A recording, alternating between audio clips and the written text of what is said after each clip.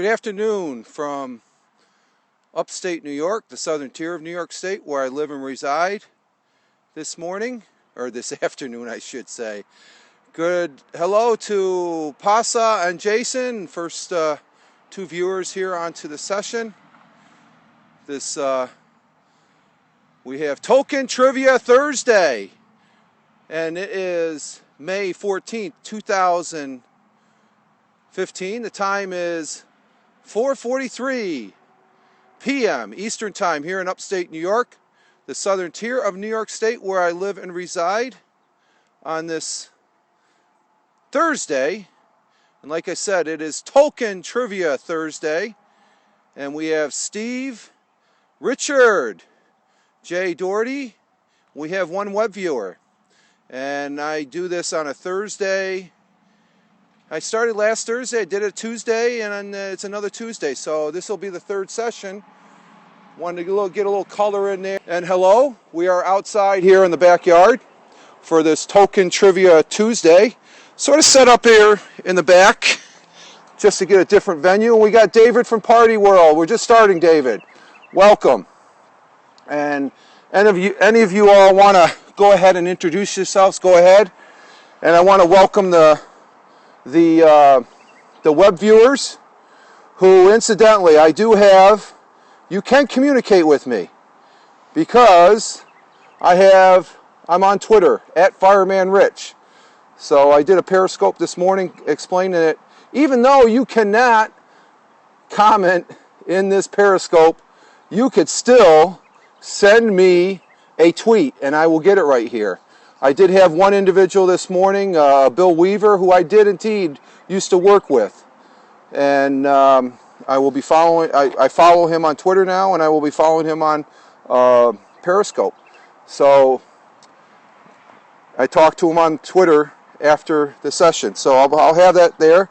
So I have my book, Tolkien Trivia, and we're going to finish up the first chapter. And let's see, other than the web viewers, we got David from Party World, and we had some other viewers there. And again, I appreciate your viewership greatly, as well as those online. I do archive all the Periscopes that I do over there on my YouTube channel. And on top of that, because I'm just getting out of the day job, I have a little liquid refreshment here.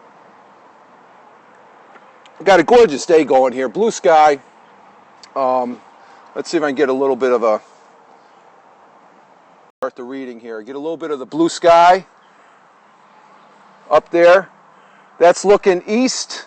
That's the birch tree there that I fondly love. We have 7 viewers now. We have Bill Weaver. Hello, Mr. Weaver. I would like to say, Bill, that everybody that knew you here, where I'm at, want to say hi. They do want to say hi to you. I was Mr. Keir. I think you remember him. He said to say hi. I was talking to another individual that you are online with, Mr. M's. They all said hello, and it's a welcome surprise, buddy. And look at this. I got a beer. I followed you on Twitter, and I hope you do reciprocate. And I will be following you on Twitter or on Periscope. But this is Tolkien Trivia, and to finish this section, and this particular section is how many sections are in this book? This section is the Myth Maker. It's about J.R.R. Tolkien, and we have 1, 2, 3, 4. We got 3 or 4 more sections to go. So I got a lot of show left in here. So I only got five questions. And the first one, how did J.R.R. Tolkien earn his living? Any suggestions? Any suggestions? If this was Jeopardy, you would probably know. Can you answer that in the form of a question? How did J.R.R. Tolkien earn his living? No answers? Okay. Well, the answer is, I think everybody knows that he was a college instructor No, David. He was yes, he was a writer, but how did he earn? He didn't earn his living that way at first. He was a college instructor in language and literature. During his career, he held relative few posts. At Leeds, he was a reader, then professor of English language from 1920 to 1925. At Oxford, he served as Rawlinson and Bosworth Professor of Anglo-Saxon from 1925 to 45. Man, that's over my head right there. And then he, Merton Professor of English Language and Literature, 1945 to 1959. So he was a college professor, university professor, I guess, of language and literature. Okay, that's number one. Let's see, number two. What was Tolkien's academic specialty? Clever man. Yes, he was. Philology. Philology.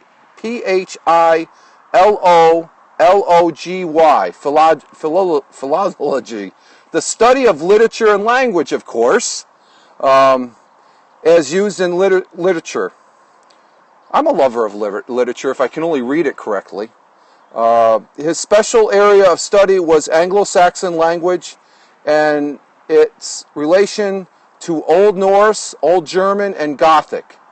Tolkien greatly regretted that a barbed wire had been placed between the study of literature and that of language. I found that pretty interesting, that there was a barrier between those two. You would figure they'd be the same.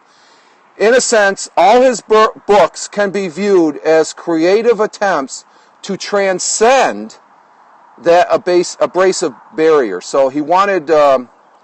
I found that pretty interesting on that particular question there.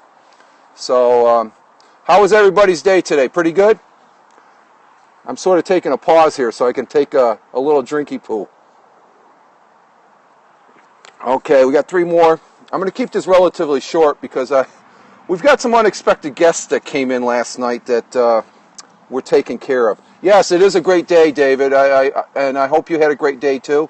Our friend, Mr. Paul Amani, I see he's over there in England. He's done a couple Periscopes that I'm going to try and catch up on when I get done here and after dinner, because dinner is, the missus said, in about 20 minutes or so I want to get to... Okay, question number 3. This one's really good. I like this one. A blank sheet of paper once figured importantly in Tolkien's life. A sheet of paper now was important in J.R.R. Tolkien's life. Whose sheet was it, and what did the author-in-waiting do with the paper? And this is the nugget of J.R.R. Tolkien. Anybody know what was the paper? No? Okay, the answer. Any more? I'm going once, going twice, third time. Okay, here goes the answer. One summer afternoon, early in his teaching career. Yeah, we need Greg, exactly. I think Greg he'll watch this on the replay on my YouTube channel, I think. I still have to look at those YouTubes to see if they're still choppy. I think they are. But let's see, the answer. One summer afternoon, early in his teaching career, Tolkien was marking dull, and Greg is probably doing one of these, dull school certificate papers when a singular, meaning one, white sheet mercifully left blank by the student. Snapped out of his drudgery, that was Tolkien, on the sheet he penciled one sentence, quote, "In a hole in the ground there lived a hobbit. From that acorn grew a towering epic." So it started when he was grading university papers. I found that really, really interesting. That is a nugget right there. Okay, number 4. As a young man, Tolkien was involved in a huge collective scholarly enterprise. What was it? These are all fascinating about the man. It's just a literary giant when you look at it. As a young man, Tolkien was involved in a huge collective scholarly enterprise. What was it? and we knew he was in World War I. But after this is the answer. After World War I, he worked for 2 years as an assistant on the Oxford Dictionary. That's pretty impressive right there. I look at an Oxford Dictionary now in a different manner. Much later in his life, Tolkien contributed to another momentous project, the New Jerusalem Bible, an international scholarly translations. So, a couple good works there. Side notes, sort of. Okay, let's go with number 5. This is the last one for this particular Tolkien Trivia Thursday. What was Tolkien's academic specialty?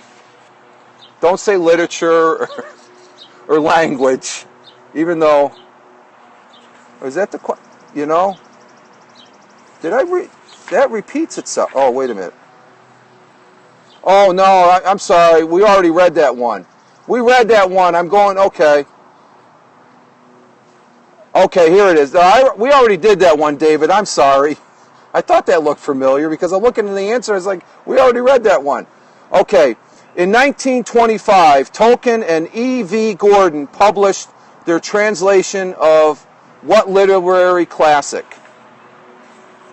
And I had to look this up on Wikipedia, and it looks like it could be a possible read later.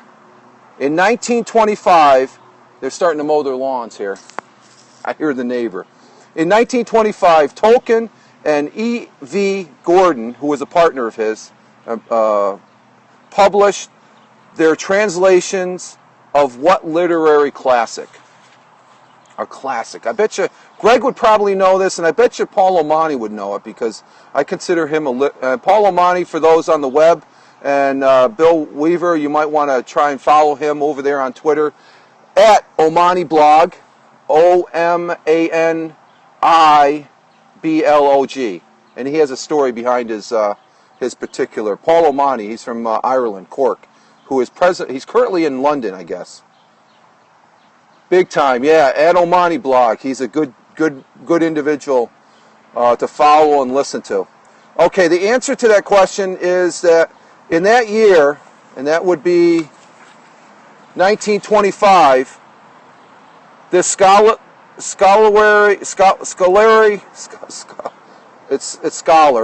pair resurrected Sir Gawain and the Green Knight, which I've never read, so I'm going to probably end up making a point to read that. A long-neglected masterpiece of the 14th century poetry, which I would think Paul would know that. So, we didn't get any tweets. I'm checking. And who do we got left? I know David's still here. And Bill Weaver, I greatly appreciate you hanging out here, sir. As far as our web viewers. I'm showing one web viewer, but I'm thinking I may have more web viewers. So, but that's our just 5 questions today for Tolkien Trivia Thursday. Probably be starting. What is it? The next section would be the next section. Let's get the book back up here. Is going to be. That's our next section. A word of hobbits, elves, and dwarfs. And I think I'm seeing this backwards in my camera, but from what I gather looking at the replay, you guys can read what it is. That's the next section that will start next Tuesday. And I'll probably be doing about 6 or 7 questions a show. This is my 3rd one, so I'm getting the knack of this on the fly, so to speak. And also it gives me a chance to have a little beer with Mr. Bill Weaver. And we wish him well. And we wish David well as we've got a 3rd viewer. Let's see. We got 3 live viewers. So it's David over in Ireland, Bill Weaver, who's down in the southern part of the United States somewhere. And we've got 1 web viewer, which enjoy dinner and have a great day. Yes, I'm going to end it here, guys. Again, I really appreciate the views, the hearts there. Greatly appreciate it. If I had my clapping machine, David, I'd give you some claps there. But I got to hold the camera with one hand. I got to get a stand. So thank you. I appreciate it. I'm not in this for that. I greatly appreciate it. You all have a good evening. Watch the Periscopes. There's a lot of great Periscopes out there, a lot of good entertainment, and I got to catch up on a few. You all have a good one. I'll be seeing you in the next Periscope, the next scope from this talking head, Fireman Rich, who you can follow over there on Twitter at Fireman Rich. You all have a good one. Live life. Have fun. Ciao for now. And as always, peace.